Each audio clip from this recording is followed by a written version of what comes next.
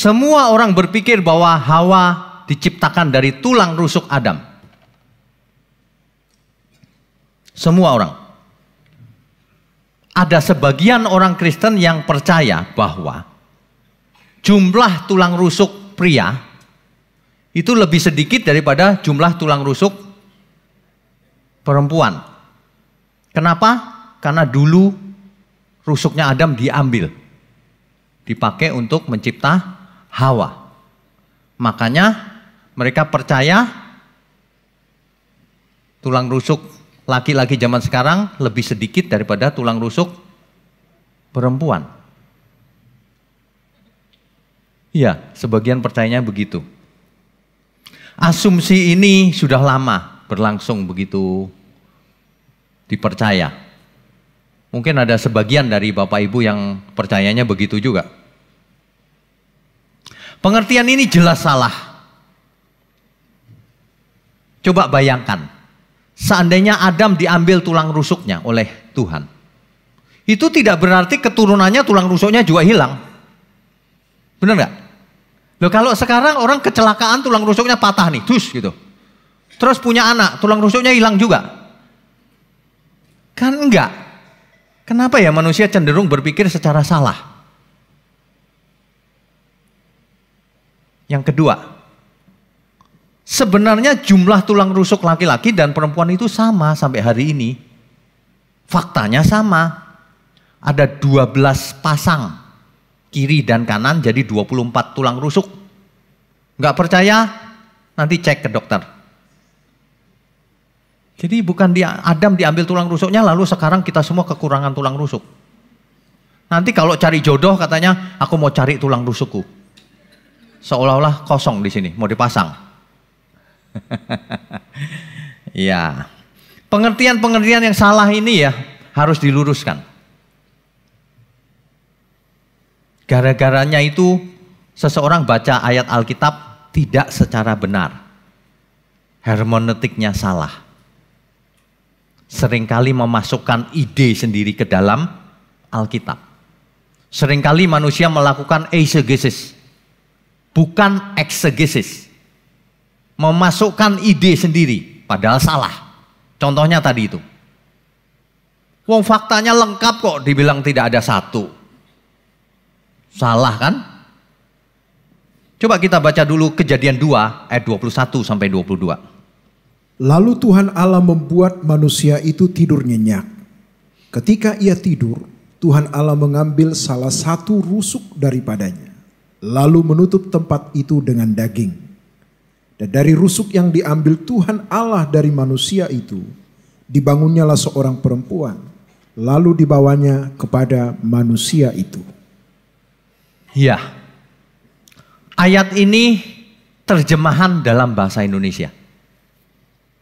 Dalam bahasa Inggris sama, disebut rib, rusuk maksudnya. Sama. Ya. Tetapi dalam bahasa Ibrani dipakai kata yang lain.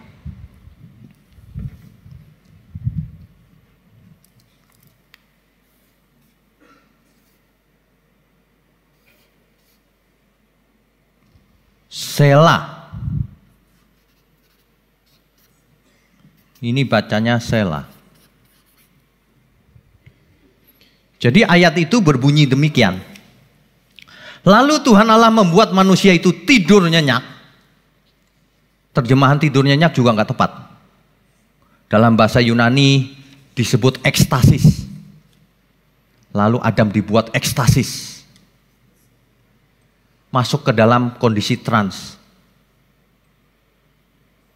Tapi bukan itu fokus kita hari ini. Kita teruskan dulu. Ketika ia tidur, Tuhan Allah mengambil salah satu sela. Kan diterjemahkan rusuk. Kita pakai teks aslinya dulu. Mengambil salah satu sela daripada Adam. Lalu menutupi sela itu dengan daging. Sehingga terbentuk Hawa. Jadi kata-kata ini dipakai sela. Sela ini sebenarnya di dalam Alkitab banyak dipakai kata ini. Kalau kita melakukan hermeneutik, ilmu tafsir Alkitab, kita harus memeriksa kata-kata ini artinya apa sih sebenarnya gitu. Tidak hanya memeriksa terjemahan yang sekarang, menurut Alkitab apa sih sebenarnya gitu. Kalau kita mau tahu artinya Allah, lihatlah di Alkitab. Sering diterjemahkan, kalau cuma diterjemahkan Allah, Elohim, tidak mengerti orang. Tapi harus mengerti, menurut Alkitab Elohim itu apa. Demikian juga dengan Sela ini. Sela ini menurut Alkitab apa? Sela ini banyak dipakai di ayat-ayat lain. Contohnya, 1 Raja-Raja 6 ayat 5 dan 8. Di situ Sela artinya chamber. Chamber itu apa ya? Kamar. Kamar. 1 Raja-Raja 6 ayat 5 sampai 8. Yehezkiel 41 ayat 5 sampai 6. Itu di situ Sela artinya chamber, side room, ruangan, kamar. Kalau dalam Keluaran 25 ayat 12 dan 14 serta pasal 27 ayat 7 dan lain-lain banyak sekali. Itu artinya side. Side itu sisi atau samping ya. Dalam hal ini maksudnya permukaan, suatu bidang, permukaan. Itu Sela. Di dalam Keluaran 26 ayat 20 dan 20 ayat 26 sampai 27 di situ dikatakan Sela itu artinya samping, tempat samping. Ya. Di dalam 1 Raja-Raja 6 ayat 15 sampai 16, Sela itu artinya papan. Jadi rupanya Sela itu artinya macam-macam. Tidak ada satupun Sela yang artinya rusuk. Kecuali di kitab Kejadian. Bapak Ibu tolong bayangkan kalau seorang Yahudi atau Israel membaca kitab Ibrani. Semua itu kan pakai kata Sela. Betul ya? Kebetulan kita aja bahasa Indonesia, oh itu rusuk tuh. Nah itu kan kita yang nerjemahin. Kalau mereka pakai kata Sela, mereka ngerti banget itu apa itu Sela. Sela itu kalau kita lihat suatu bidang, samping, sisi, side, bisa ruangan, bisa samping. Di semuanya begitu. Cuma ketika diterapkan dalam Kejadian manusia, kok bisa jadi rusuk ya? Aneh loh ini. Nggak ada sebenarnya. Sela itu sisi. Bapak Ibu jangan bingung, nanti akan jelas. Sisi. Jadi seluruh ayat Alkitab itu pakai kata Sela itu artinya sisi. Kalau tidak percaya, tanya orang Yahudi. Iya dong. Tanya ahli bahasa. Profesor bahasa, boleh. Sela itu artinya apa? Rusuk atau sisi? Sisi. Tapi kalau kita lihat di leksikon atau kamus, Sela itu artinya rusuk, sisi. Rusuk ini dipakai untuk yang manusia itu. Padahal kalau orang Yahudi baca ya bukan rusuk. Sela ya Sela, udah mengerti dia. Samping, sisi. Gitu ya, itu dulu. Nah, penggunaan ini penting. Karena kalau seseorang salah mengerti, dampaknya itu ada nanti. Ketika seorang laki-laki tahu bahwa Hawa diciptakan dari tulang rusuk, suka begini. Kau kan tulang rusukku, cuma sebagian kecil dari aku. Tunduk sama aku. Seorang suami yang bengis suka menindas istrinya. Pakai ayat-ayat lagi. Kamu itu tulang rusukku, kamu tuh nggak ada dulu. Kamu tuh sebagian kecil dari bahanku. Gitu. Bahaya. Pengertian yang salah akan memimpin manusianya ke perbuatan yang salah, karakter yang salah. Pengertiannya harus benar. Jadi kalau diterjemahkan rusuk salah dong Pak? Enggak juga. Tapi ingat, bukan tulang rusuk satu. Itu figuratif. Nangkap ya? Tidak semua ayat harus diartikan harafiah. Figuratif. Ingat, bahasa manusia itu kaya dengan figuratif. Perumpamaan, figuratif, dan seterusnya. Bukan harafiah. Contohnya, aku takut, kata Paulus, aku takut kalau pikiranmu disesatkan oleh sama seperti Hawa disesatkan oleh si ular. Ular di perjanjian lama di kitab Kejadian, ada nggak orang di sini yang berpikir bahwa itu harafiah? Ada? Angkat tangan. Oh, itu ular beneran Pak, bisa ngomong zaman dulu. Oh, kamu kebanyakan baca komik lu.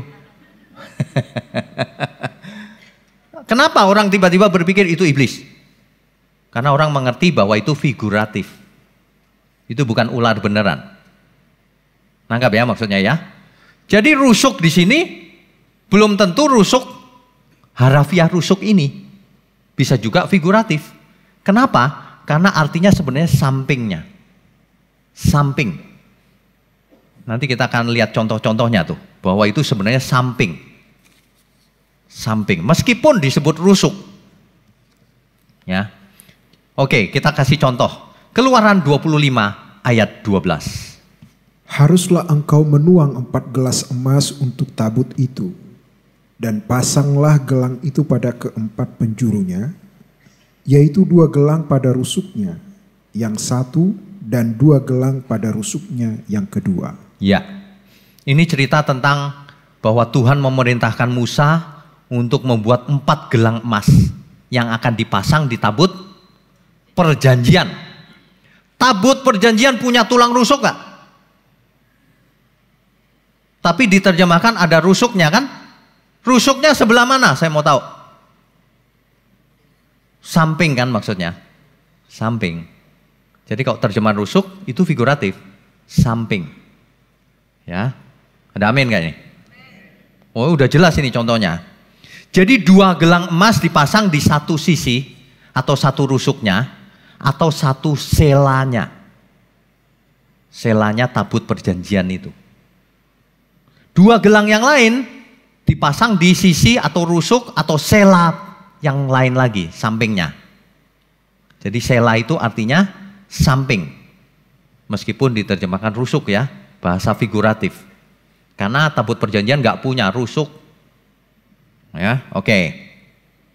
Hal ini jelas loh sebenarnya. Masa sih Pak? Masa sih? Coba perhatikan. Ayat tadi itu kan ayat berapa itu?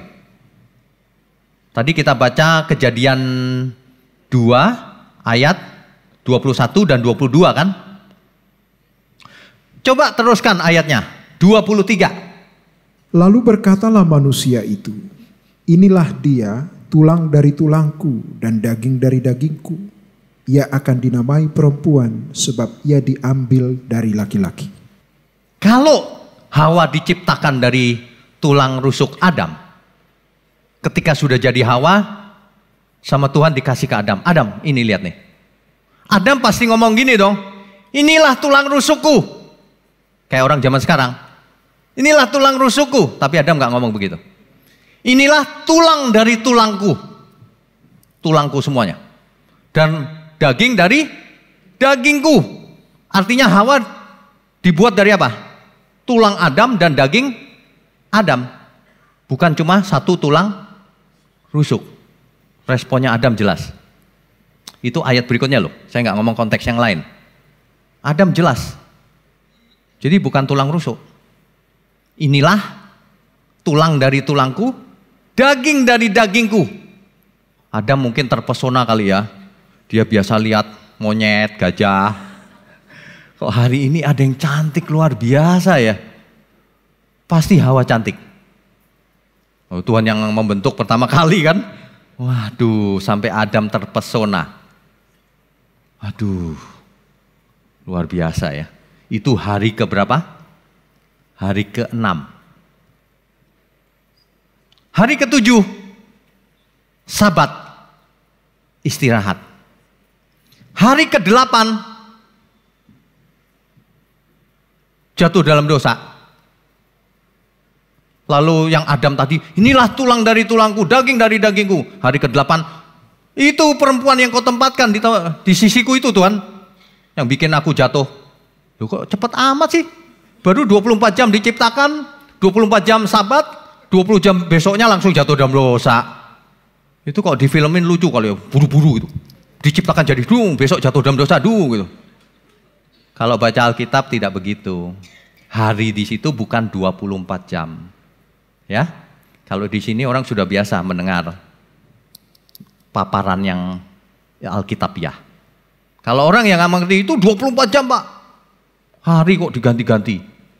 Baiklah kawan, kau salah masuk ke sini. Kalau kita itu Alkitabiah.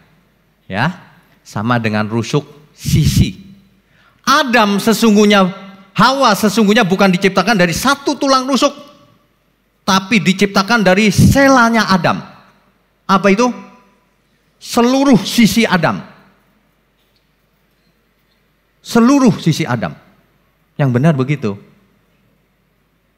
Bukan cuma satu tulang rusuk. Dari samping Adam. Ini diperhatikan baik-baik dulu. Karena dampaknya akan panjang ini cerita ini. Dan ini jarang dibahas. Padahal ini sangat-sangat penting. Dari responnya Adam kita sudah tahu ya. Bahwa Hawa diciptakan dari tulang-tulangnya Adam dan daging-dagingnya Adam. Dengan kata lain, itulah sebabnya. Ini nggak bisa dibayangkan secara harafiah. Kenapa? Karena seolah-olah Adam itu dibelah dari samping, ini jadi Hawa. Seolah-olah. Kalau mikir harafiah kan begitu, nggak bisa begitu. Ini pernyataan figuratif. Bahwa Hawa diciptakan dari sampingnya Adam. Itulah sebabnya ada istilah belahan jiwa. Nangkap ya? Bukan cuplikan tulang rusuk. Nggak ada. Belahan jiwa. Belahan itu separuh dari jiwa manusia Adam. Jadi tadinya satu dibelah. Ini Hawa, ini Adam. Belahan jiwa. Itu sebabnya ada istilah pasangan jiwa. Betul? Itu sebabnya kalau dalam bahasa Jawa ada istilah garwo. Heran ya, tradisi-tradisi itu menggambarkan kebenaran juga loh. Nyerempet-nyerempet kebenaran. Garwo artinya apa? Singkatan dari apa? Sigare nyawa. Artinya belahan nyawa. Kok bisa ya? Itu Alkitab juga tuh, Alkitabiah tuh. Jadi Adam seolah-olah dibelah, ini Hawa, ini Adam. Itulah sebabnya di kitab Kejadian, maka ketika seorang laki-laki menikah dengan seorang perempuan, keduanya menjadi satu lagi. Menjadi satu daging. Tadinya dibelah, menjadi satu lagi. Satu daging. Oh ini dampaknya, kita akan lihat nanti dampaknya apa sih Pak itu, kok begitu-begitu itu. Nanti lihat, kebenaran itu ada di mana-mana. Di Alkitab mulai dari Kejadian sampai Wahyu, dikunci sama Tuhan. Artinya kalau nggak begitu bukan kebenaran, itu palsu. Hari ini ibu-ibu yang lagi dibelain. Hawa itu tidak boleh dipandang enteng. Separuh belahan jiwa. Diciptakan dari seluruh sampingnya Adam. Bukan sebagian. Ya. Hal ini makin jelas. Tadi itu, kalau baca ayat ingat konteks dekat, konteks jauh. Ayat 21, 22, 23, sekarang 24-nya. Sebab itu seorang laki-laki akan meninggalkan ayahnya dan ibunya dan bersatu dengan istrinya sehingga keduanya menjadi satu daging. Ya, jadi satu daging. Bapak Ibu tahu nggak artinya apa dampaknya ini? Kalau Adam dibelah dua, artinya pasangan hidupnya cuma satu. Itu sebabnya pernikahan Kristen pernikahan monogami. Bayangin kalau boleh 10 Pak, berarti Adam dibelah-belah 10. Supaya jadi utuh dikembaliin 10. kebenaran itu memang Alkitab. Kita beri kemuliaan untuk Tuhan. Yang tidak monogami, tidak Alkitabiah. Belahan jiwaku cuma satu, karena dulunya dibelah dua. Mana bisa, aku sayang ini tapi sayang itu juga. Cinta itu gak bisa dibagi-bagi. Pasangan. Sekaligus menegaskan bahwa pasangan belahan jiwa itu Adam sama Hawa, bukan Adam sama Agus. Ya, dibelah. Itu ibarat, ingat, dibelahnya benar-benar begini. Artinya sepadan, setara. Nggak boleh ada suami yang ngomong, kamu harus tunduk, lalu istrinya ditindas. Diciptakan sepadan, setara. Itu seperti tangan kiri dan tangan, mana yang lebih penting? Dua-duanya penting. 100. Penting, cuma beda aja. Fungsinya beda. Iya kan? Makanya kalau orang bimbingan pernikahan sama kita ya, istri harus tunduk sama suami. Tapi suami harus mengasihi istrinya. Apa artinya? Saling menundukkan diri. Bukan yang laki-laki jadi bosnya. Jadi kepala. Lalu istri jadi apa? Istri zaman sekarang jawabannya tahu nggak apa? Istri zaman sekarang kalau jawab, biarin suamiku jadi kepala. Aku jadi lehernya. Kepala yang menggerakkan siapa? Leher. Enak aja, ngarang-ngarang. Kalau orang ikuti teologi yang benar, hidup ini luar biasa. Karena itu rancangan mula-mula. Rancangan mula-mula monogami heteroseksual. Nggak ada Adam dan Agus kayak zaman sekarang. Rancangan mula-mula, ingat, rancangan mula-mula itu Tuhan melihat sungguh amat baik. Wahineh toh meot. Sungguh amat baik. Jadi kalau mau kita benar, kembalilah ke rancangan mula-mula. Jangan kembali ke Taurat dan sebagainya, ke rancangan mula-mula. Itu rancangan Tuhan Yesus. Sebab pencipta itu cuma satu, Tuhan Yesus. Tidak ada sesuatu pun jadi tanpa Dia. Baik yang di bumi maupun yang di surga. Baik yang kelihatan maupun yang tidak kelihatan. Ingat, Hawa diciptakan dari seluruh sisinya Adam. Bukan sebagian kecil. Akibatnya sepadan. Oke, kita teruskan. Jadi posisi Hawa dalam hal ini itu setara dengan Adam di hadapan Tuhan. Kalau kodratnya beda, ya memang beda. Seperti tangan kiri, tangan kanan. Pasangan, couple. Ya, inilah sebenarnya dari awal Tuhan sudah mengadakan kesetaraan gender. Gender itu nggak boleh yang satu dominan terhadap yang lain. Kesetaraan. Tapi kesetaraan yang benar. Jangan istri-istri nanti pulang, sama Pak kita. Enak aja lu tiap hari aku suruh masak, besok kau yang masak. Gantian Pak. Loh, kan ada bagiannya masing-masing. Kalau istri yang bekerja ya suaminya yang masak, nggak apa-apa. Tapi kalau suami bekerja ya istrinya yang masak, kan gitu ya. Enak loh hidup ini kalau ikutin aturan tata laksananya Tuhan. Amin. Waduh, kita kalau lihat firman Tuhan, aduh luar biasa nih. Hal ini dijelaskan sekali lagi dalam Kejadian 2 ayat 18. Masih di perikop yang sama, sebelumnya ayatnya jelas tuh ayat 18. Tuhan Allah berfirman, tidak baik kalau manusia itu seorang diri saja. Aku akan menjadikan penolong baginya yang sepadan dengan dia. Penolong yang sepadan. Hawa diciptakan sebagai penolong yang sepadan.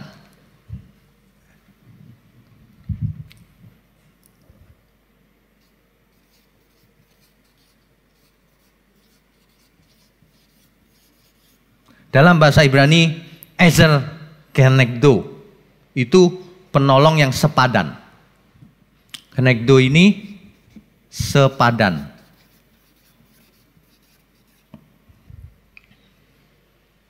Sepadan di sini apa artinya? Nah, ini yang kita mau lihat. Sepadan ini akar katanya itu neget. Neget akar katanya gini. Neget. Neget. Ya. Artinya yang penting. Opposite, counterpart. Apa artinya itu? Opposite, counterpart. Apa artinya opposite? Kalau ini kiri, opposite-nya apa? Kanan. Itu bukan bertentangan loh artinya. Artinya bisa berupa pasangan, komplement. Opposite. Kalau laki-laki opposite-nya adalah perempuan. Kalau plus opposite-nya minus. Bukan berarti berantem. Artinya artinya Hawa diciptakan sebagai opposite dari Adam. Komplement. Pasangan yang sepadan. Yang saling melengkapi. Kalau Adam sama Agus, itu baru berantem. Kalau Adam sama Hawa, pas pasangannya. Makanya Hawa bisa disebut penolong yang sepadan, penolong yang cocok maksudnya. Itu maksudnya ini, counterpart. Apa artinya counterpart? Partner ya, sekutu, kerjasama. Makanya pasangan yang benar, suami istri yang ideal adalah yang bisa bekerja sama untuk proyeknya Tuhan. Arahnya sama, visi misinya sama. Itu yang ideal. Kok satu jalan sendiri, mau jadi apa nanti? Itu bukan pasangan, itu benar-benar berlawanan. Bukan rancangan mula-mula. Rancangan mula-mula itu saling melengkapi. Itu namanya counterpart atau opposite. Tidak bentrok, tapi saling melengkapi. Itulah konsep dari pasangan hidup yang ideal. Menurut rancangan mula-mula. Jadi perempuan diciptakan seperti pasangan tangan kiri kanan. Kalau Adam kiri ya perempuan kanannya. Kalau Adam kanan ya perempuan kirinya. Seolah-olah begitu, jadi saling bekerja sama. Coba bayangkan kalau cuma satu, kan nggak ada pasangannya. Itulah sebabnya Alkitab berkata tidak baik kalau manusia itu seorang diri saja. Makanya diciptakan Hawa supaya berpasangan, ideal. Ya. Perempuan dicipta dari rusuk pria. Ada suatu puisi begitu. Perempuan itu dicipta dari rusuk atau samping pria. Kenapa dari samping? Kenapa tidak dari kepala? Supaya jadi bos. Bukan dari kepala, nanti kau jadi bos. Bukan juga dari kakinya untuk diinjak-injak. Tapi dari samping sisi keseluruhan. Dekat di tangan untuk dipeluk, untuk dilindungi. Dekat di hati untuk dicintai. Itulah Hawa. Hawa itu mestinya komplement. Hari ini banyak Hawa yang seperti Adam.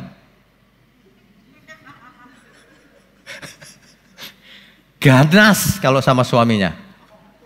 Suaminya malah lemah lembut. Ini penyimpangan ini. Harus bertobat lagi ya. Saling menundukkan diri. Amin. Kebenaran ini jangan dilewatkan. Kalau orang mengerti ini jauh sebelum pernikahan, wah alangkah hebatnya. Makanya yang belum menikah, hati-hati pilih pasangan. Kata sela di Alkitab dipakai lebih dari 40 kali dalam perjanjian lama. Semuanya berarti sisi atau samping. Selain yang kejadian yang dipaksakan jadi rusuk ya. Rusuk nggak salah, tapi figuratif. Jadi itu menyebabkan bahwa memang artinya itu samping, sisi seluruhnya Adam. Kalau nggak ada konsep itu. Kiri kanan, pasangan, nggak ada. Cuma sebagian tulang rusuk, bayangin. Tulang rusuk kan kecil. Teks Ibraninya sela bukan berarti tulang rusuk. Sisi. Samping, ya. Hawa itu diciptakan dari samping, itu jelas. Dari situ aja kita tahu bahwa Hawa harus jadi counterpart, jadi partner, jadi sekutu melayani Tuhan. Jadi pelengkap, komplement, saling melengkapi, saling menundukkan diri sebagai satu tim, satu daging, seolah-olah kembali lagi, satu kesatuan. Echad, masih ingat kata echad ya? Keduanya menjadi satu daging. Enggak Pak, tetap dua. Iya, itu artinya echad itu. Dua pribadi, tapi satu kesatuan. Sama dengan Tritunggal. Masih ingat ya? Echad. Satu kesatuan, tapi tiga pribadi. Nah, kalau belajar Alkitab mesti begitu kalau mau hermeneutiknya benar. Satu contoh lagi kita baca. 2 Samuel 16 ayat 13. Demikianlah Daud melanjutkan perjalanannya dengan orang-orangnya. Sedang Simei berjalan terus di lereng gunung bertentangan dengan dia, dan sambil berjalan ia mengutuk melemparinya dengan batu dan menimbulkan debu. Lereng gunung, di situ ada kata lereng. Lereng tahu ya? Sampingnya gunung tuh. Itu lereng namanya. Lereng itu dalam teks asli Alkitab sela. Ngerti ya maksudnya ya? Jadi ini ada gunung, sela itu sisi sininya. Adam diambil selanya sama Tuhan, dijadikan Hawa. Ingat, figuratif. Bukan Adam diiris gitu, bukan. Ini figuratif, harus mengerti. Jadi dalam kasus Adam, Tuhan mengambil sela Adam, yaitu mengambil seluruh sisi atau samping Adam, bukan hanya satu tulang rusuk. Cara berpikirnya harus benar. Kalau cara berpikir yang salah akan menyebabkan pengertiannya salah. Teks Alkitab ini ditulis, kitab Kejadian ini, ditulis di tahun berapa? Masih ingat gak?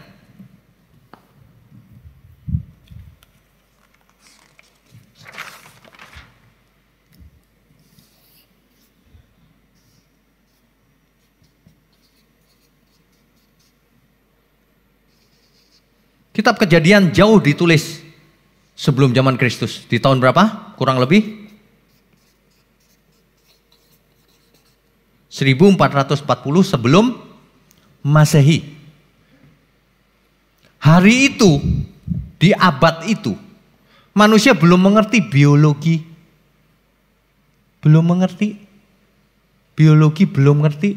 Apalagi rekayasa genetik. Kromosom. Nggak ngerti. Hari ini banyak orang baca Alkitab ayat ini lalu mengartikannya begini. Oh, itu Adam dibuat tidur nyenyak. Maksudnya dibius. Pakai anestesi. Lalu dioperasi sama Tuhan. Dibuka, diambil tulang rusuknya. Waduh, kok jadi cerita kedokteran?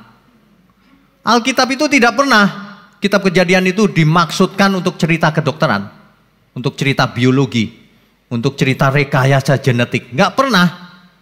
Hari itu ditulis di zaman ilmu pengetahuan belum semaju hari ini. Ditujukan ke Israel yang belum mengerti ilmu pengetahuan. Jadi tidak mungkin itu soal ilmu pengetahuan. Mungkin itu ini Pak, rekayasa genetik. Karena kromosomnya Adam kan XY.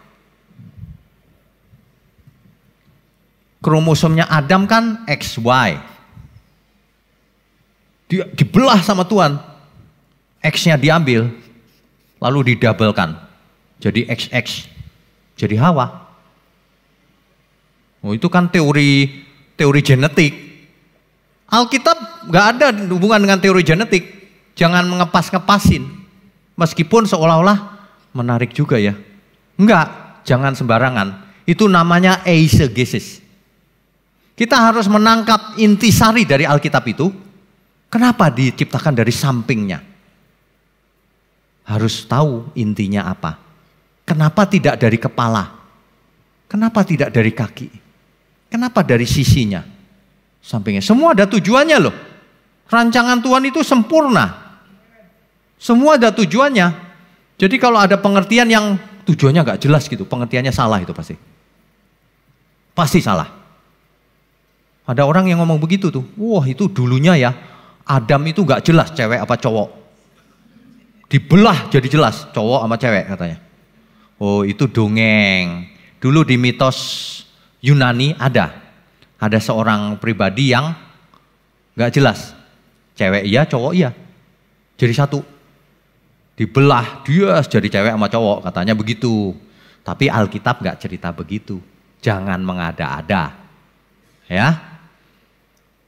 Yang jelas pesan Alkitab disampaikan bahwa Hawa diciptakan dari sisinya Adam supaya menjadi pasangan, penolong yang sepadan. Itu saja. Jangan pakai ilmu biologi, ilmu pengetahuan alam dan sebagainya dalam hal ini. Kita harus pas mengerti Alkitab. Dampaknya itu bahaya dalam hidup kita kalau kita salah mengerti. Bapak Ibu masih bersama saya nggak sih? Amin? Amin ya. Makanya mulai sekarang kalau baca Alkitab mesti benar hermeneutiknya, cara bacanya. Kalau orang lain bilang enggak begitu ya terserah situ. Kalau kita mau belajar benar. Kalau mau diterjemahkan rusuk boleh, tapi figuratif, bukan tulang rusuk beneran. Ada orang-orang yang memfitnah, katanya kita mengajarkan bahwa Adam dan Hawa itu figuratif. Tidak pernah. Adam dan Hawa itu real person. Manusia nyata. Dalam sejarah ada. Diciptakan oleh Tuhan. Cuma bahasa Alkitab seringkali pakai bahasa figuratif. Jadi harus dipisahkan mana yang figuratif, mana yang tidak. Contohnya begini. Adam, Hawa, tokoh nyata atau figuratif? Nyata, ya. Lalu di kitab Kejadian ada cerita ular, ular figuratif atau harafiah? Halo? Figuratif. Masa ular bisa ngomong? Kalau ular bisa ngomong kita wawancara sekarang. Di sini ada istilah buah. Buah pengetahuan baik dan buruk. Figuratif atau buah beneran? Masih ada yang berpikir itu buah apel? Nggak ada kan? Buah. Pohon pengetahuan baik dan buruk. Figuratif atau beneran? Figuratif. Eden. Figuratif atau beneran? Eden beneran. Lokasinya ada di Eden. Hari ini ada di Timur Tengah lokasinya. Di situ ada sungai Tigris mengalir dan sebagainya. Itu real. Ini tempat nyata. Tapi ketika Alkitab mengisahkan kisah itu, pakai bahasa apa coba kalau manusia nggak ngerti sains, nggak ngerti apa, terus Tuhan mesti ngomong pakai apa? Coba bayangkan. Adam ya ketika itu, ku ambil sesuatu darinya. Ku ciptakan Hawa dengan teknik yang canggih sekali. Ya nggak ngerti manusia diajak ngomong apa aja. Sekarang ahli rekayasa genetik juga tetap nggak ngerti kalau diajak ngomong Tuhan. Dulu itu begini loh, nggak ngerti pasti. Kan itu proses rumit kan. Makanya pakai bahasa figuratif. Ku ciptakan dari rusuknya tuh, sisinya maksudnya. Gimana caranya? Nggak tahu, emangnya diiris-iris? Kan enggak, bukan. Pakai apa? Nggak tahu kita, proses detailnya itu nggak tahu. Tapi yang kita perlu tahu adalah tujuan pesan itu disampaikan apa? Bahwa Adam dan Hawa setara, sepadan. Tidak boleh Adam menguasai Hawa. Tidak boleh Hawa menguasai Adam. Tapi setelah jatuh dalam dosa, di situ dikatakan bahwa Hawa akan berkuasa atas suaminya. Dalam teks bahasa Indonesia dipakai, engkau akan birahi sama suamimu. Itu dalam teks aslinya bisa berarti menguasai. Makanya hari ini banyak yang itu, apa itu? Yang cerewet sama suaminya. Mau menguasai. Nggak boleh. Suami juga tidak boleh menguasai istrinya. Harus mengasihi kata Alkitab, bukan menguasai. Kok dirubah-rubah ya? Kata mengasihi jelas, kok dalam bayangan jadi menguasai. Manusia cenderung berbuat dosa emang. Natur dosanya itu luar biasa loh. Makanya pendalaman Alkitab itu sangat penting. Yang mengubah mindset itu pendalaman Alkitab. Kalau bukan pendalaman Alkitab apa? Firman yang ditabur dengan benar, besar kuasanya. Ia tidak akan kembali dengan sia-sia. Ia akan masuk ke dalam jiwa seseorang, mengobrak-abrik yang salah menjadi benar. Ada amin? Kita beri kemuliaan untuk Tuhan. Jadi perlu diingat, ini bukan soal biologi atau rekayasa genetik atau apapun. Ini adalah pesan dari Tuhan yang dipakai untuk menyampaikan hal itu kepada manusia sepanjang zaman sampai hari ini, bahwa perkawinan itu monogami. Bahwa setara gender itu. Cuma kodratnya beda-beda. Fungsinya beda-beda. Nanti diatur kemudian. Seorang suami begini, seorang suami begini, istri begini. Tapi bukan berarti istri ada di bawahnya loh. Harus saling menundukkan diri, saling mengasihi. Itu pesan utamanya itu sebenarnya. Ingat, jangan pernah melakukan eisegesis. Menurut saya itu kromosom, Pak. Wah, itu kan menurut kamu. Alkitab nggak ngomong itu. Jadi kalau kita jeli melihat teks ini, tujuan teks ini ditulis apa sih sebenarnya? Coba dilihat baik-baik, dipikir baik-baik. Satu, bahwa Tuhanlah yang menciptakan Adam dan Hawa. Adam diciptakan dari debu tanah, tapi rohnya dihembus dari Allah. Lalu Hawa diciptakan dari sampingnya Adam, keseluruhan Adam. Seolah-olah dibelah. Tapi bukan dibelah, itu figuratif ya. Diciptakannya bagaimana kita nggak tahu prosesnya.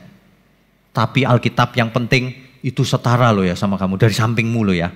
Bukan dari kepala supaya jadi bos loh ya. Bukan dari kaki supaya diinjak-injak. Setara. Supaya jadi partner. Supaya jadi sekutu dalam mengiring Tuhan. Itu luar biasa itu. Makanya disebut penolong yang sepadan. Kesetaraan gender, heteroseksual, pasangan itu laki-laki dan perempuan. Gak boleh perempuan dan perempuan atau laki-laki dan laki-laki. Jadi kitab Kejadian bukan menjelaskan secara sains, bukan. Menjelaskan dengan bahasa figuratif pesan Tuhan kepada kita semua. Ini ya, saya nggak tahu kenapa ini tidak pernah dibahas. Saya tidak tahu kenapa. Faktanya bahwa ini begitu berdampak itu harus kita hayati benar.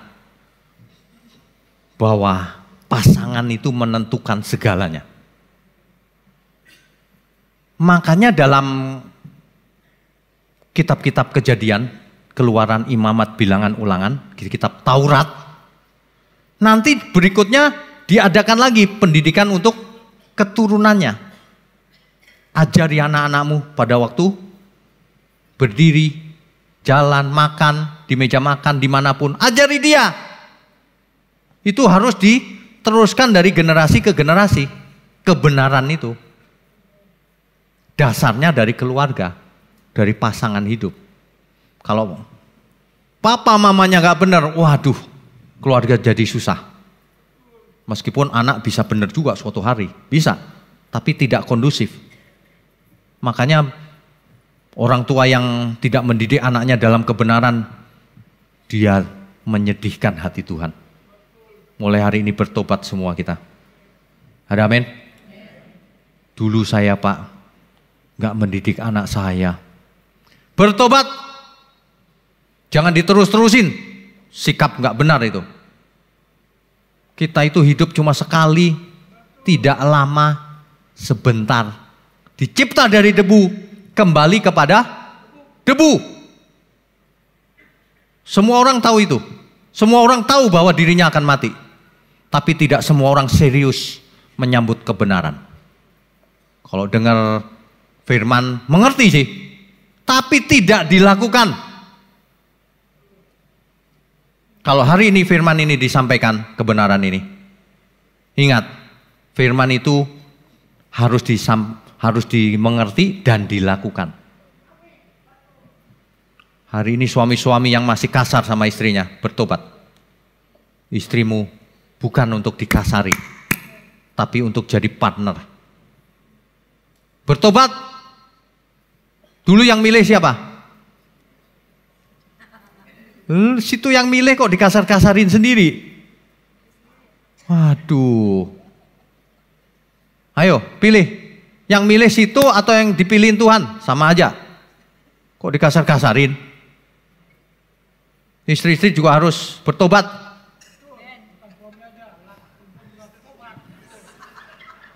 Sebenarnya kalau suami istri bertobatnya bareng-bareng, itu enak banget hidup. Amin. Cuma dunia ini nggak ideal. Banyak suami yang bandel minta ampun. Hidup sekali aja nyusahin. Istri disiksa habis-habisan, nggak mau bertobat lagi. Banyak yang begituan, ibu-ibu ngomong sama saya, Pak, suami saya Pak. Waduh, gimana ya Pak? Firman Tuhan bilang harus tunduk. Ya tunduk sama suami yang benar.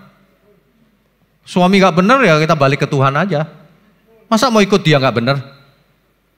Yang nomor satu itu Tuhan. Semua kita milik Tuhan loh. Ada amin? Makanya istriku milikku, bukan milik Tuhan. Tuhan berikan pasangan supaya kamu menjadi satu daging, bukan berantem. Supaya istri menjadi opposite, pasangan, komplement, saling melengkapi. Supaya jadi itu. Kok orang nggak mengerti ya? Hari ini menyedihkan loh. Banyak pasangan muda, masih muda sudah nggak bener. Baru nikah, baru sebulan 2 bulan. Sudah nyeleweng. Waduh. Itu percuma jadi Kristen. Kristen artinya seperti Kristus. Amin.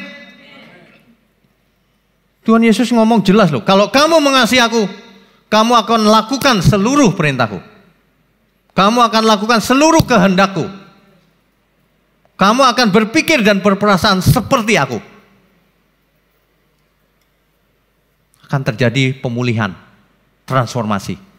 Dari manusia lama menjadi manusia baru. Dari rancangan yang rusak, kembali ke rancangan mula-mula. Wahineh toh meot. Sungguh amat baik. Dan itu harus dimulai hari ini, bukan nanti. Banyak orang nanti-nanti terus. Sekarang mulainya. Saya sering ngomong begini. Kalau manusia itu manusia Allah akan ke surga, itu baunya udah mulai hari ini bisa dicium orang. Ya, bisa dicium Pak. Jadi kalau orang cium dikit gitu ya, nggak bau surga orang ini. Bau neraka. Gosong-gosong dikit. Aduh, sebenarnya kalau mau jujur ya kita semua ya, bisa dicium loh manusia itu. Dicium ini bau apa ya? Ada bau surganya enggak sih? Gitu. Iya dong. Ngomong aja sembarangan gitu, nulis di Facebook sembarangan ngomongnya. Enggak punya etika. Ngawur gitu. Enggak sopan. Itu baunya, kok Facebook baunya neraka ya? Yang nulis itu. Yang bau neraka itu. Manusia Allah itu dari awal Adam maupun Hawa menjadi pasangan, menjadi manusia Allah yang harusnya melahirkan anak-anak Allah, keturunan Allah. Yang baik aku makan minum apapun kulakukan untuk kemuliaan Tuhan. Mestinya begitu. Hari ini manusia kita beruntung loh hidup di zaman perjanjian baru. Ya. Ini kitab Kejadian ini ditulis mula-mula banget loh. Halaman-halaman pertama loh itu di Alkitab. Kitab yang mula-mula ditulis, kitab suci. Kebenarannya begitu hebat. Hari ini seluruh masalah rumah tangga, masalah cowok cewek itu, perempuan laki-laki, karena nggak mengerti rancangan mula-mula. Kalau mengerti bekerja sama, sinergi, bukan berantem, rebutan kedudukan, sinergi. Orang tidak mau belajar firman, mau jadi apa? Hari ini ya, kita masih punya kesempatan. Selagi kita masih bisa hidup, kita masih bisa belajar. Jadi Bapak Ibu kalau datang ke PA, akan ada bedanya dengan orang yang tidak pernah dengar firman, tidak datang ke PA. Pasti beda jauh, apalagi sudah berapa lama dengarnya. Harus berubah, pasti. Minimal mindsetnya akan berubah, minimal. Saya lihat banyak orang nggak berubah. Kenapa? Dia punya berhala, yaitu dirinya sendiri. Dia mengeraskan hati. Saya udah lihat banyak pendeta-pendeta banyak yang nggak berubah juga. Jemaat banyak juga. Tapi ada banyak orang juga yang berubah. Dan itu menyenangkan hati Tuhan. Ada amin ya? Kita tidak tahu sampai kapan PA ini bisa terus. Kalau Tuhan datang kembali setiap saat, kita harus didapatinya berkenan. Amin ya? Kita harus belajar dari kebenaran ini. Sesungguhnya dari awal sekali rancangan Tuhan itu sempurna. Sempurna. Manusia yang buat-buat sesuatu sehingga tidak sempurna hari ini. Hidup ini sederhana sebenarnya. Manusia yang membuatnya menjadi kompleks, ruwet, letih lesu, berbeban berat. Kalau manusia mau hidup sederhana, ikuti saja firman Tuhan, lakukan saja, nggak usah banyak tapi. Meskipun aku capek akan kulakukan, meskipun hujan aku akan datang. Mestinya begitu. Ada amin gak ini? Sebanyak orang harus mendengar firman yang benar. Hari ini firman yang benar itu mulai jarang disampaikan. Yang banyak itu ya mistik-mistikan gitu.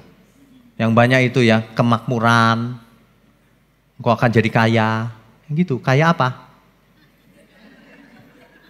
Engkau akan jadi tuan tanah. Tanahmu akan diperluas. Yang model begitu-begitu tuh. Maunya yang hidup enak. Kalau ikut Tuhan itu hidupnya enak gitu. Gampang gitu seolah-olah. Padahal kebalikan loh. Hidup Tuhan itu susah. Susah apa? Harus hidup kudus. Emang hidup kudus gampang apa? Tuhan percayakan semuanya pada kita semua. Jadilah saksiku sampai ke ujung bumi. Jadilah saksiku sampai ke ujung bumi. Saya sering ngomong jadi Kristen harus seperti Kristus. Bukan hanya aku percaya Tuhan supaya diberkati. Bukan. Aku percaya Tuhan. Dan aku bisa dipercaya Tuhan. Untuk menjadi saksimu. Akan kulakukan sampai aku menutup mata. Mestinya begitu. Udah jangan jadi anak kecil terus. Jadilah dewasa. Jadilah kanak-kanak dalam belajar. Dan jadilah dewasa dalam tingkah laku. Dalam iman kita semua. Amin ya. Yang berbahagia orang yang mendengar firman. Dan yang mengerti. Dan yang melakukannya. Sehingga hidupnya berbuah-buah. Ada yang 30 kali, ada yang 60 kali. Bahkan ada yang 100 kali.